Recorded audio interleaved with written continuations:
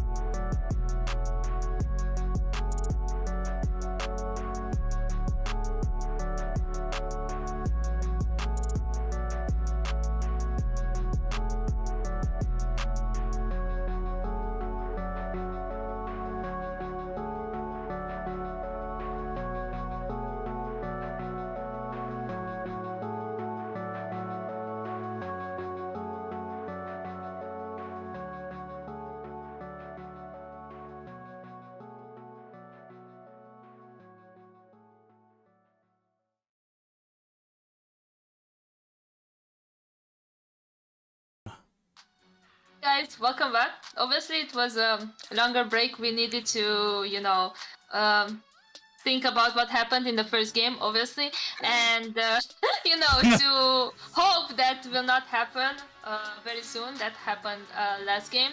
Obviously, teams tried to do the best, but they had some issues. Anyways, we are to watch I2K against Xitium right now, so I'm actually very excited.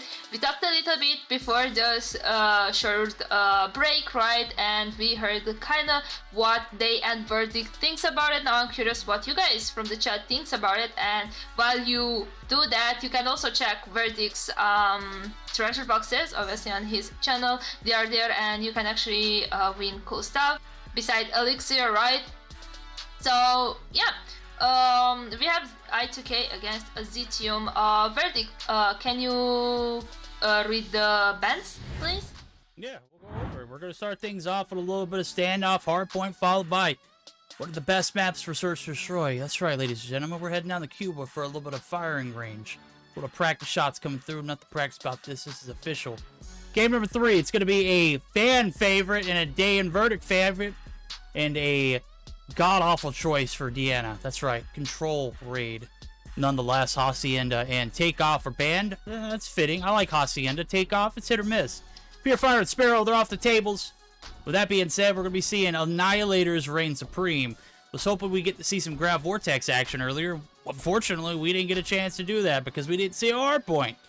Finally, we're getting a little bit of action right now, so with that being stated, it does look like the players in the lobby. Deanna, we're going to join you in just a moment. I didn't even get the maps ready for this, so that's on me. It is going to be that standoff.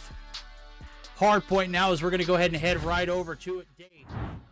Based off what we see in the lobby, this is a Xitium dub right here. I don't think we're going to see a Game 3. Am I right? Wrong. Dang. Coming through hard, saying that EUE is going to pick up the dub here. Well, EUE? Who's EUE? Exactly. Yeah. Anyway, both these teams obviously having changed names recently. You've got MONT becoming I2K. You've got EUE becoming Xitium. And, well, a newer player in the scene, Storm, came through on that Atlanta roster and was looking like a pretty solid player.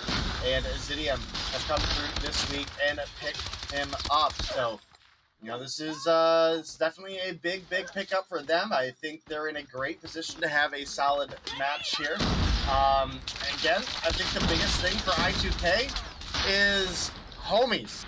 How are you going to let Daytel leave?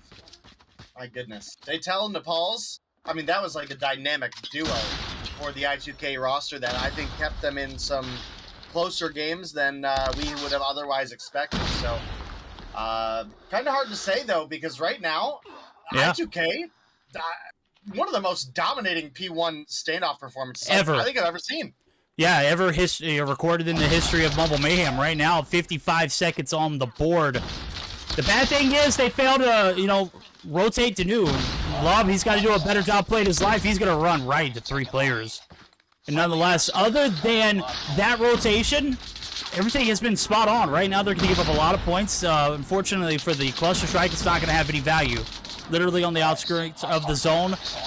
Fortunately enough, the break is going to come through, and we'll see if it sticks. Now, Gon's Claws absolutely putting in some value. He is popping. He is frying. He is shooting. The SKS is certainly lit up now as Love trying to hold down the point. The staircase, he's going to be able to add some value too. And very well collected break. I gotta commend this I2K roster. They are putting their money where their mouth is, and right now it is paying dividends.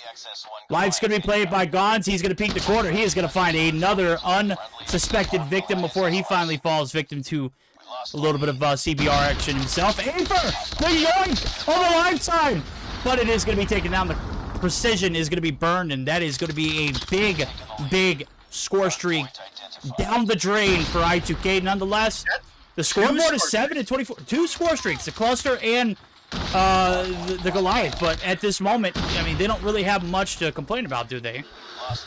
I mean, it's rough when you've got to use your own Predator missile to take down your own Goliath, right? Like, that's pain and suffering at its finest. So, Definitely got to give some credit over to the side of Xitium. Even if Aether did drop in the Goliath right away, that was a denial tool that they were able to use. And, well, the P2 went pretty solid for them. The P3 is definitely doable. The break comes through, but we had multiple Annihilators pop for the side of I2K. So I think that is something to make note of as we move forward. We also had a Gravity Vortex popped recently as well. So we'll see what happens, but I think right now the only operator we've got on the board is going to be in the hands of Xitium, and they've got multiple coming off cooldown as well. So they might be actually in a pretty decent spot if they continue to push towards this P4.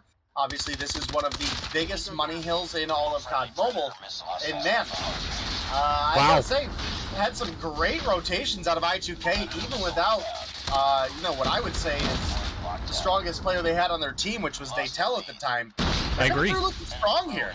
No, they're looking way better than strong. As a matter of fact, they look like a newly formed roster. I mean, I didn't anticipate this kind of talent to be producing this kind of numbers on a team that we would, you know, we had already discounted, you know, I2K before. Losing Daytel was huge. We'll continue to talk about that because it's completely relevant right now. What's relevant is they get the break here in P4, and they did it relatively easy. Burned a few streaks, burned a few operators in order to get back in the swing of things, and they're going to be able to maintain their rate of dominance. Right now, Sicardi, he is racking up the feed, and he's got another cluster to burn here if needed. P1's right around the corner. 9 seconds on the clock. Fade trying to make his way out the door. He's going to get the turn of a lifetime and some help from the teammate. They're going to be able to secure the remainder of that time. And I got to say, Xitium needed all of that scrap in order to make this thing competitive. Right now, they're still sitting down about 60 points. So we'll see how the comms sound now. As we're going to go ahead and get geared up for our first listen. And we're going to see what the morale and what the team is thinking. Because they gave them a lot of time on this P1 earlier.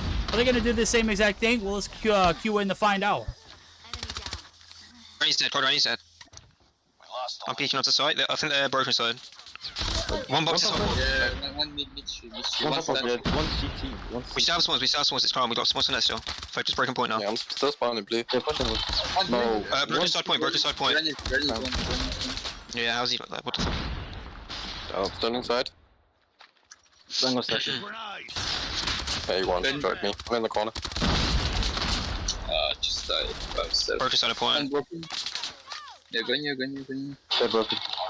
Top mic. Top market. Granny SPS. Top market, bro? No, market, top hat. No, market dead. Top broken side point. Broken dead. Focus. A spawn tractor. Alright, we buckled up, we jumped in, we got the action, the comms. They were lackluster. They were mediocre. This is a Xitium team that, I mean, literally from day one of them being in Mobile Mayhem a few seasons back, you know, just tossed into the swing of things, were praised for their comms. Right now, I just gotta scratch my head. Obviously, we're talking about how well they performed in recent, you know, weeks and recent months. Right now, we're not seeing that same kind of performance. As a matter of fact, we're not even hearing the same kind of comms. And Day, I got to hear your 2 cents on this one. I gotta say that, you know, there were good calls, but you could feel the overall tone, right? The energy in the air of those comms was not necessarily there. It wasn't reinforcing. It wasn't positive. It wasn't, you know, inspiring the team to push forward and, you know, maybe make some better rotations, maybe, you know, have a little bit more confidence in their gunfights, etc., right? So I think that's a little bit of a loss on the side of I2K. Now, granted, they're down 100 points. So, I mean, you do have to expect, at least to a degree, that they're probably, you know, not in the highest spirits. But keeping that positivity rolling forward, in my opinion, is a huge, huge factor to a overall team success and team growth, right? You may come through and lose today, but if you don't have that solid teamwork, if you're not working together, then what are you really setting up for yourself for the future weeks to come, right? If you're only going to play well or only going to be encouraging each other when you're playing well, you know, how do we ever expect to see a comeback happen in that sense? Well, I mean, right now they get the break on P3, and that's about as much as they can go on for the time being. Right now, setups for P4 being made. You can see I2K, they're looking for a big investment to pay off now, as we're going to go ahead and get set up for a listen in the second time around. Again, it's going to be with I2K, so tune in as we join in to the VCs of I2K. Farm. Top market 2. Establos y gracias. Estoy pushando. Muerto. En farm, farm. Boxes, close. One mid. Statue. One shot. Coche rojo. Top one shot. No, en punto. Statue on top one shot, bro. Broken side. Ani broken. Vamos, gente, que nos está remontando, coño. One shot top. Ani low. Any farm. Broken.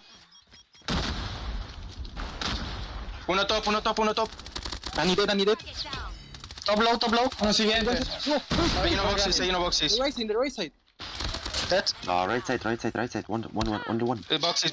Hey, guys, set up for next, please. Stack for next. Napas, push me. No, boxes. Joder. Le pushé y me mató. No Top sé granny. cómo. Nada, ganemos granny, señores. Ganemos granny. Bottom granny. To market. To market one shot. One shot. One farm. Deli muerto. Apoyadme en grannies, señores. Contigo. Me van a pushear. Me pushean. Dos en punto. Muerto uno. One farm. Ani Deli. Broken now. Deli, 2 point. Broken. Ani. Dos en punto. All right, Dave, there we go. Things starting to come back to reality, and Xitium, they're starting to step it up right now. Maybe they just had us in the first half.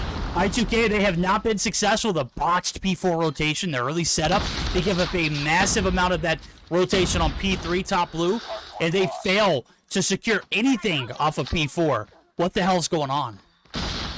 Yeah, I mean, you're absolutely right, and this has been an interesting game to say the least, because I don't think either team sounded particularly confident with themselves, right? And we jumped in with maybe teams at the inoptimal times, right? Like realistically, maybe we should have jumped in with I2K first. At the time they were up, maybe you would have heard a little bit of a different outcome. The comeback has obviously been happening for the side of Xitium. We've got 2 Goliaths and 2 drones, along with some operators available for them. So they're actually in a pretty decent spot to make the comeback happen, which, again, with the way their comms sounded earlier, I'm kind of shocked by, but, kudos to them for turning things around. And they're only sitting 7 points behind their opponents right now. Yeah, well, P2 factory side set up, the drone in the air, the bird's eye view is going to pay off. As we see the break going to come through, the early setup again, I2K spoiled. Xitium, they're on the brink of a comeback. It's a massive one. They got a 5-point advantage, and it is not turning around. Nobody in sight for I2K to make the break. They're getting griefed on the outskirts. But here comes the top jump. It is going to be Love. He's looking for blood.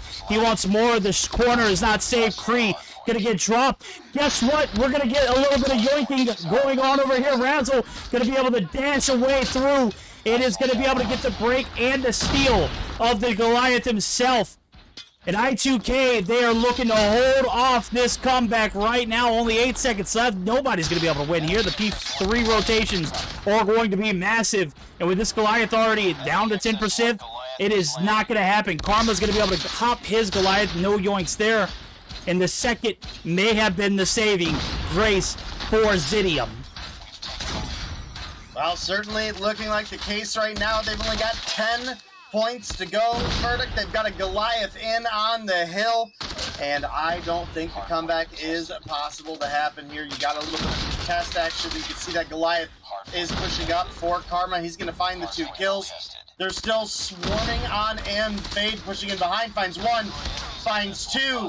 The Goliath finally gets destroyed. Deanna left the game. But it doesn't matter. The 250 to 234 win does come through. And that was a huge comeback for the side of Xitium / EUE.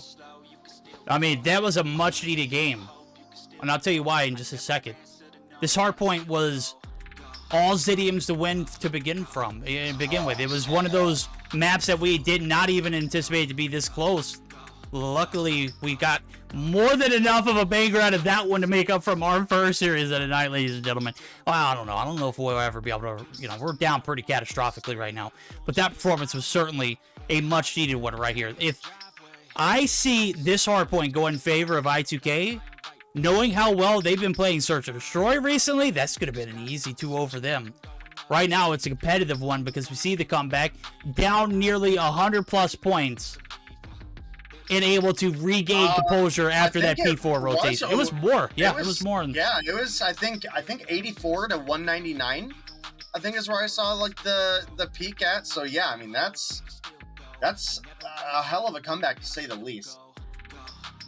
Yeah, I mean, and now we're going to get, you know, geared up for a Search and Destroy where, again, when Xitium was EUE, when EUE is at the best of their best, their primary struggle was Search and Destroy.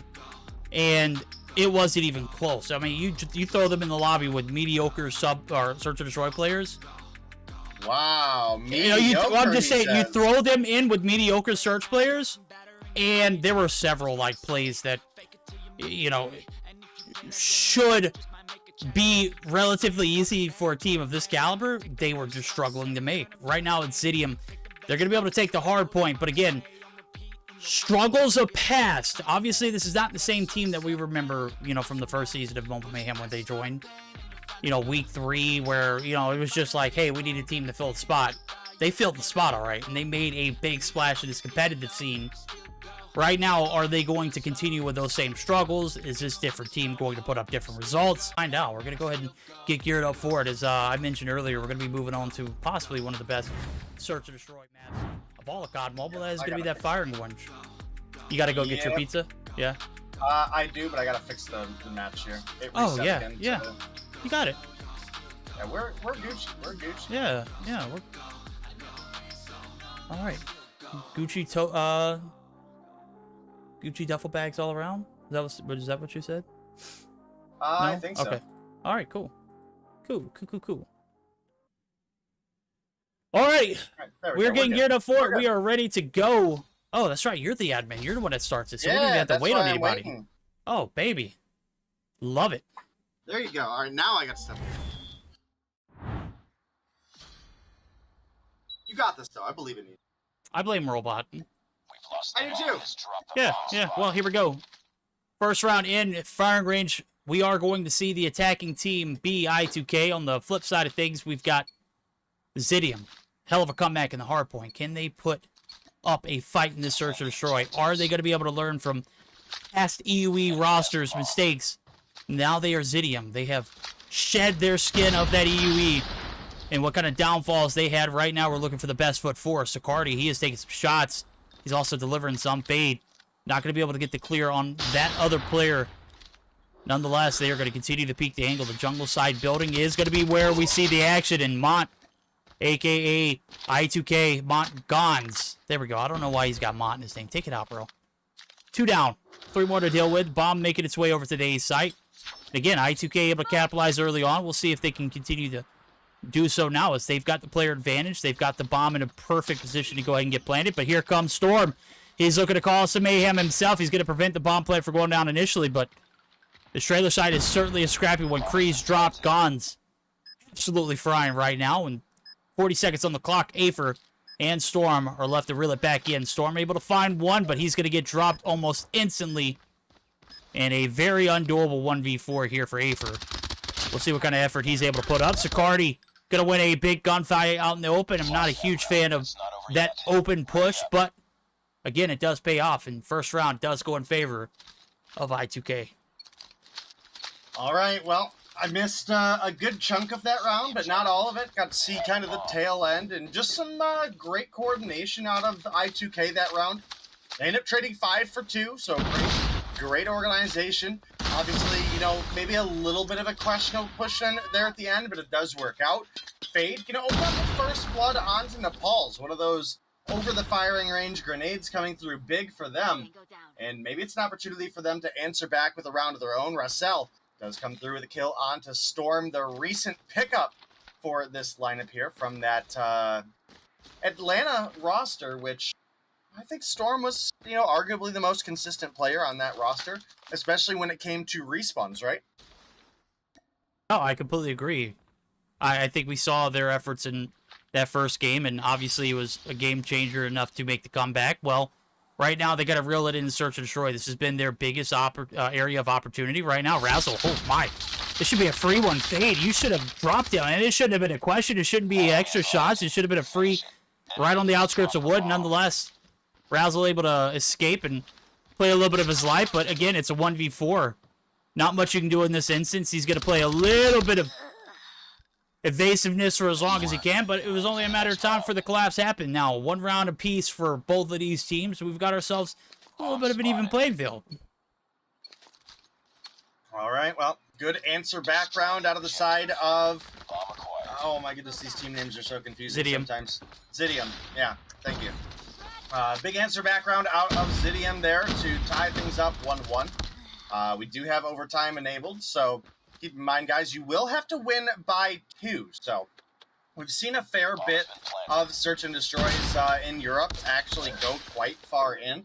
I don't think we've had any like really crazy overtime games yet, but that is a-okay. Those crazy overtime games make the night go on exceptionally longer, so they're sometimes fun, but not always the most optimal. Nepal's does come through with the deagle kill before getting refragged out. Now it's a 1v1.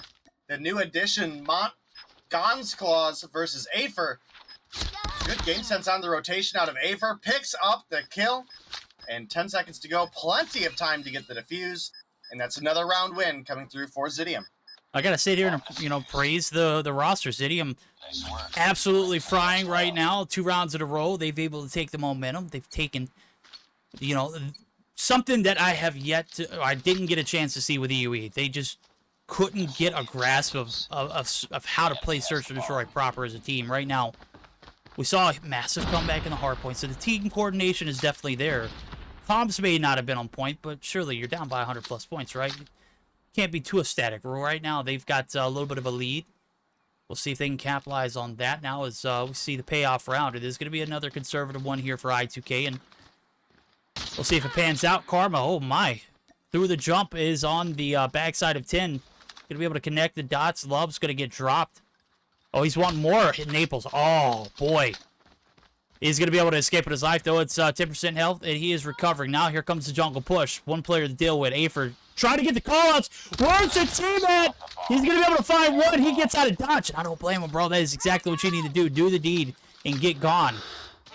Players are dropping left and right. I2K getting picked apart, and man, there is not a single bit of question in my mind to think that this 2v5 is going to pan out for I2K. The angles are getting peaked. Firing range is compromised. The round is botched. Storm going to seal the deal on the last player, and that is going to be 3 rounds in a row in favor of Xitium. I2K, where is the momentum we saw at earlier in the week where you were absolutely balling out in search? Right now, you are looking just out of place. Well, like I said, I2K, they're missing out on one of their key players that we saw from their performances in the past, right?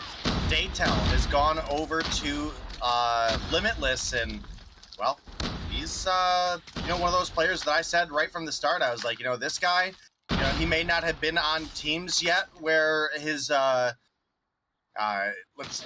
his skill is really capitalized on with the whole team, right? And, now he's got that opportunity in my eyes. So it's a little rough for I2K, but, that is just the reality of what I felt from those rosters in the past for Daytel. And now it's a struggle, right? I mean, you lose your most consistent player, someone who's keeping up with the best of the best season after season. And that's a devastating shot for a team that is, in the, it's hard to say the lower end of EU, right? Because I think EU has, fairly strong teams across the board, but it is not looking good for them so far. I think they've still got Nepal's, who's a great sniping talent for them to have in Search and Destroy, but no doubt that consistent Slayer role being gone just is playing a big impact here. It is indeed. Right now, they're able to recover a round for themselves. This is going to be the last round on the attack for I2K. The smoke's going to go down. Bomb certainly looking to go down with itself, but 2 players dropped. Storm able to capitalize Sicardi, able to get the revenge. It is going to be 1 for 2, though. Make it 2 for 2. Make it 2 for 3. Kree going to come through the smoke right through the front side of the trailer, or back side of the trailer door, rather. Bombs down. Now the last 2 players, Love and Gons. They're going to try and make something happen here. Big shots from Love, but he's dropped. Gons not even able to recover. Nice work.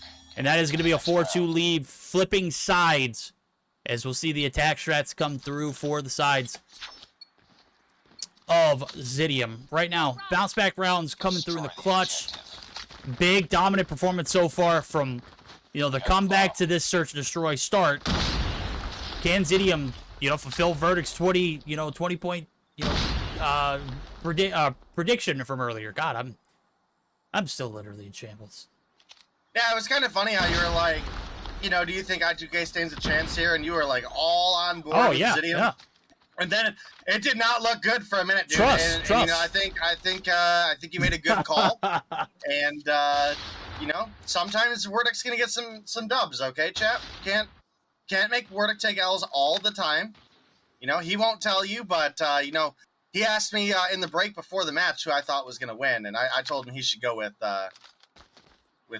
Xitium over I2K. Yeah, he did. Fact check in. I mean, Deanna will back you whenever she comes back too. That'll, just be enough proof. Right now, it is going to be a little bit of a conservative round. Obviously, they're playing for information, and Xitium not looking to make any kind of wrong moves early on. But you got to make something shake here. As 50 seconds on the clock, first blood comes through, and that is the perfect opportunity. Kree going to go ahead and get the info out. Bomb's going to make its way over. Big interaction here for Sicardi on the top side of the jungle building. You can see the player has hopped out and repositions. My guy, what were you looking for? Fight demons over there. Nonetheless, the demon's right in your face. He's going to be able to find the kill. And 2 for 1's coming through. Bombs are planted. 35 seconds of the clock. Covering all angles right here. Kree, you cannot lose that one. Does not. Picks up the CBR to go along with it. 1 player in trailer. That's Storm. He's got a little bit of trouble coming his way. And I'm not sure if he knows it just yet. There it goes. It's 1. Probably not an interesting angle to peek, and plays up a Kree. Connects the shots. He's got showers locked out. He just needs to play times. Nepal's trying to hop a bomb. He's gonna get a few done. This is a done round. Doesn't matter if Kree is taken out. Nonetheless, he hits the shot, and that's what counts. 5-2 now is the first round of the attack, and a very well orchestrated round there from Xitium. They had control the entire time. I'm trying to tell myself that. It was a little shaky, I'm going to be honest with you. Well, it was a little shaky, but Kree 9 kills deep, playing the back angle there, sniping, looking to hold down that bomb site. Plays out absolutely perfect for them. And like you said, in previous seasons, under the name EUE, and granted the roster has changed a little bit, this is not necessarily a team that we've ever really praised for their search and destroy prowess. They've had great teamwork when it comes to respawns, but it was kind of hit or miss, right? They're looking solid here. I mean, it started off with a couple rounds for I2K, and we have saw no momentum out of I2K since then.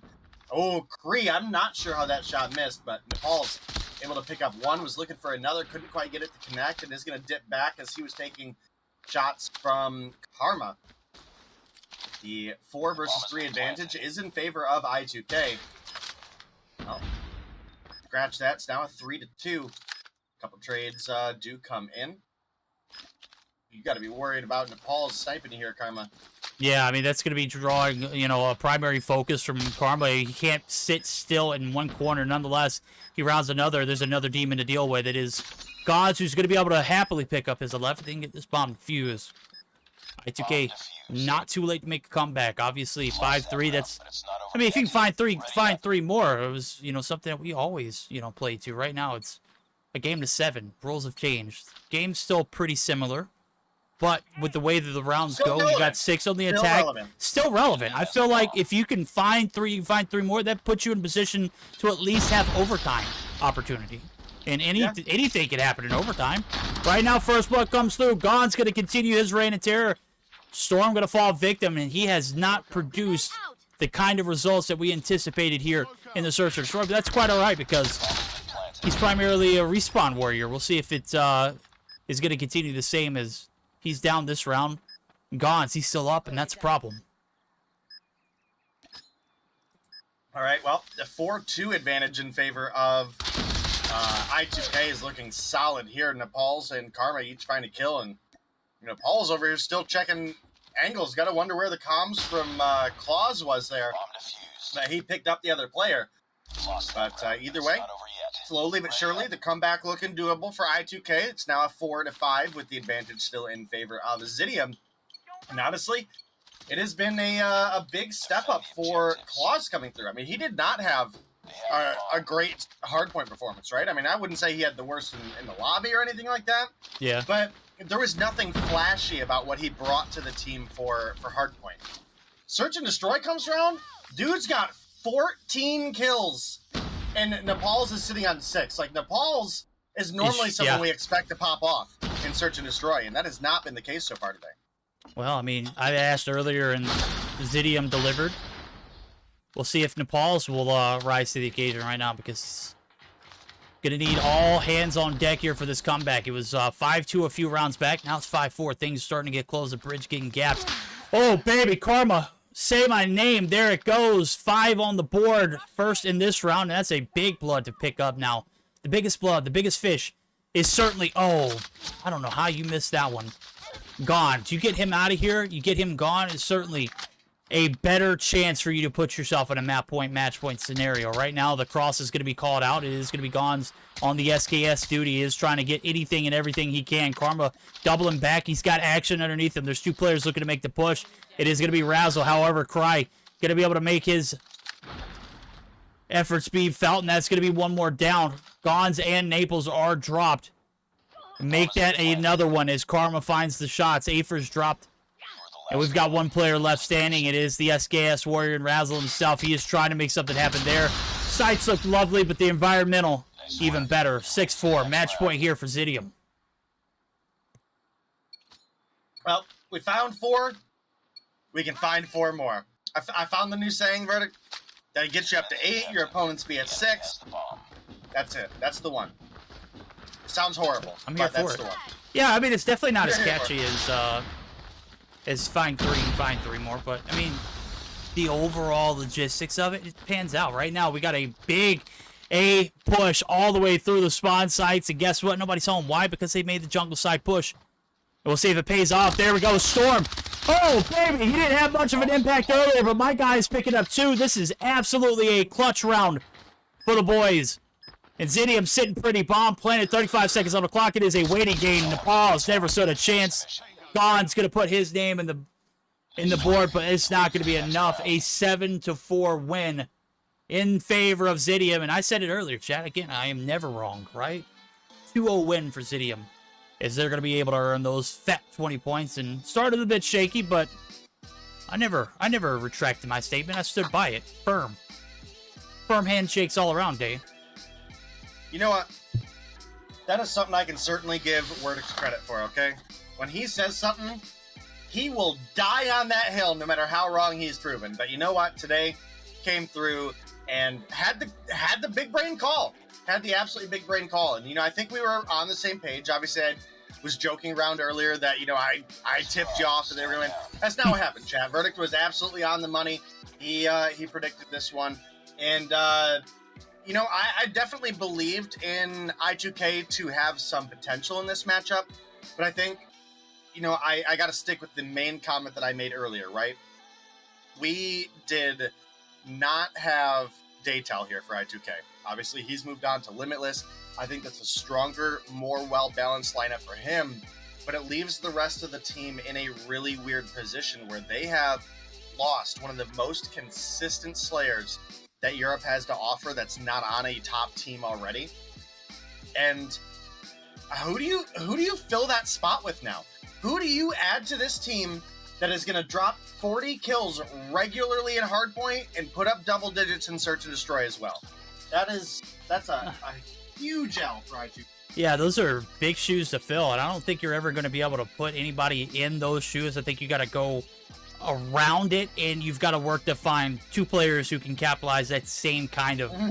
But in reality, you're just not going to find another Daytel on the market. It's just not going to happen. I mean, Stage 4 is literally in less than a month, and if you're trying to fill that role, you're going to have problems. Obviously, they had problems today. They couldn't close out in the hard point. They never really got a grasp in the search or destroy. Always on the ropes. And Xitium, able to capitalize, got to, give them props where it's due. They put a hell of a show on for us in the search or destroy. And 10 times the performance I've ever seen out of EUE in any regard. So that'll bring us to the conclusion of that series, and that's going to also bring us back to the desk in New York. That's right, we are here live all together on LAN. I'm just kidding, guys. We're trying to have fun. I got CDL right here on the right side of my screen, and I can't help but catch myself watching. London Royal Ravens, they get reverse swept.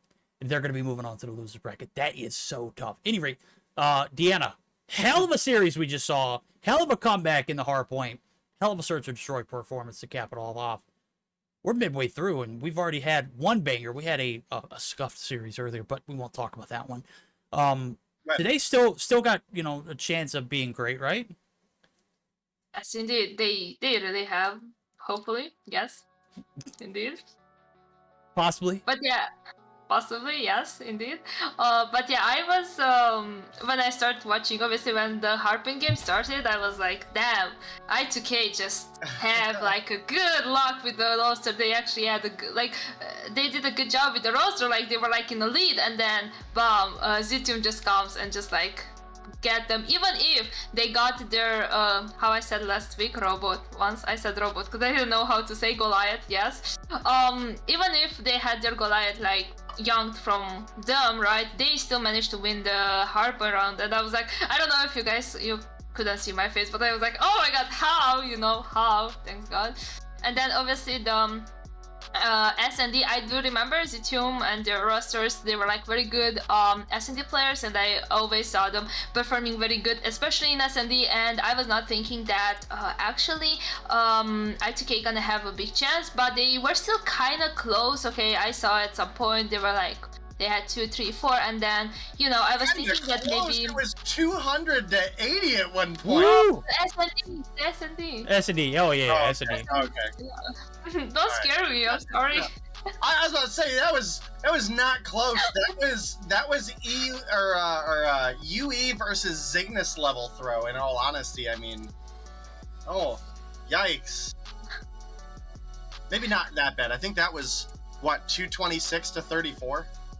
Oh man, look, after watching that one, I was in shambles. I mean, I don't even know how you recover from a 234 to 39, lead that was sold. How the hell do you not get 11 points on firing range?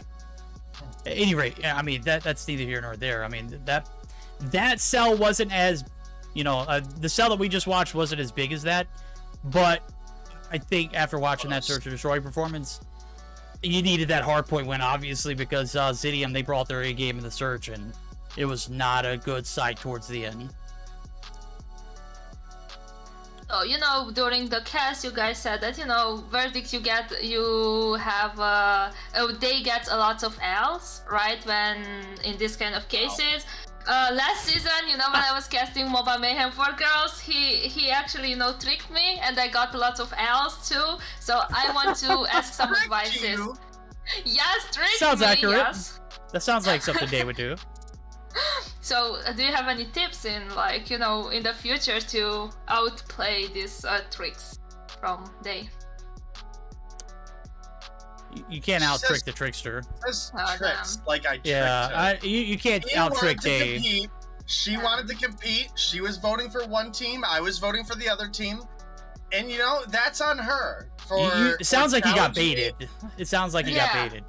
That is not what happened. He baited me. He was like, yo, that could be fun. And then he let me choose first, right? And I was like, I'm gonna get this. I gave her the choice first. And she picked wrong. I was just better. And then he was like, okay, okay. And then when he chose, I wanted to choose the same team, and he chose it first. And I was like, but I thought you were gonna choose the other one. And he was like, no.